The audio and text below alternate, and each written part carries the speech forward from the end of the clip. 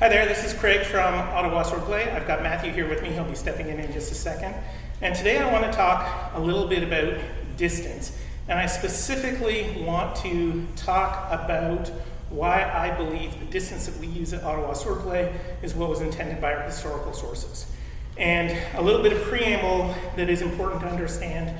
When I started looking at Lecküchner's system, I actually focused early on Lecküchner's Messerfechtchens, which is a later version, but it is highly based on the earlier sources, especially Johannes. Now, because of that, I have information or I have techniques from that source that have informed me a lot about distance, and I'm happy to have people give me reasons to believe that I'm wrong about this. And there is always the possibility that Lecküchner was looking at something differently from the earlier sources. But everything that I do with Messer works with the longsword and fits with everything else in the early sources. So I'm going to also give just a little bit of an explanation about what we're looking at. We're looking at the first play of the Zornhau, one of the counters to it, and the counter to that counter. So which plays am I talking about here, or sequences am I talking about? Matthew's going to come in here. So, first play of the Zornhau, we're both starting at the shoulder, or in Lugensland, and if Matthew sets forth with a strike, I'm supposed to do a Zornhau and shoot my point long, winding so that my long edge is up. From here, it doesn't really tell us what Matthew is doing, but I'm supposed to then wind over to the other side, which mostly makes sense if Matthew is putting pressure back, which seems like a logical thing to do. And if he continues to push, I'm then going to bring my blade up and stab him like so. Now, there's some sequencing things in there that are definitely my interpretation and not clear in the manuscript. So if you want to show me how a different sequencing or different types of footwork makes this work differently, post a video to contradict what I'm saying. All right. But that said, the counter that is most important to us is the Lamhau, which I believe is the laming strike, even though it's a wrist to the strike. But remember, your glove is a handshoe, so laming the wrist kind of makes sense in that context. All right?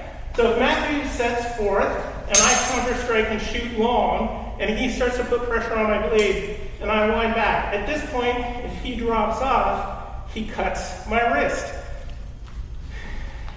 So that's the counter. It's pretty straightforward. Now the counter to that is basically a change through and a wecker, a waker. So Matthew's going to step forth. I counter strike, do the Zornhau, shoot long. He goes here, I wind. And as he's winding, I'm going to drop my point, change through, beat against his sword with the flat, and then cut to here. Now, you may have noticed Matthew hit my wrist in the transition there. And here's the thing.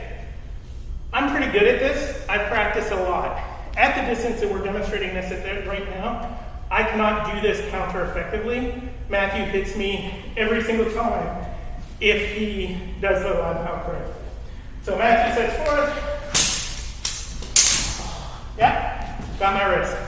You can see why I'm wearing a respect. Just shift back so we can shift to the center here a bit more. Matthew sets forth. Yeah. This is never going to happen. Let's try one more time. Yeah, it's not there. So, if this counter can work, according to the historical sources, I have to modify something to make it work. So, how can I make that work? Well, if my distance is far enough away that Matthew can't reach my wrist without taking a step, then he needs to take more time to do his technique. So we're going to start a little further apart, and we'll do this one slowly. Matthew sets forth, I counter strike and shoot long. And I just want to point out, at this point, my sword is not able to reach Matthew's wrist, all right? So he pushes, and I wind to the other side, and he can't hit my wrist directly right here. but I can do this and hit him here. So by increasing my distance that far, pardon me, I can make this technique work. And not only that, I can make it work fairly consistently. So we'll go ahead here.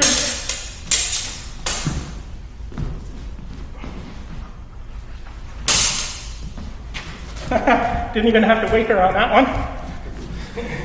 One more.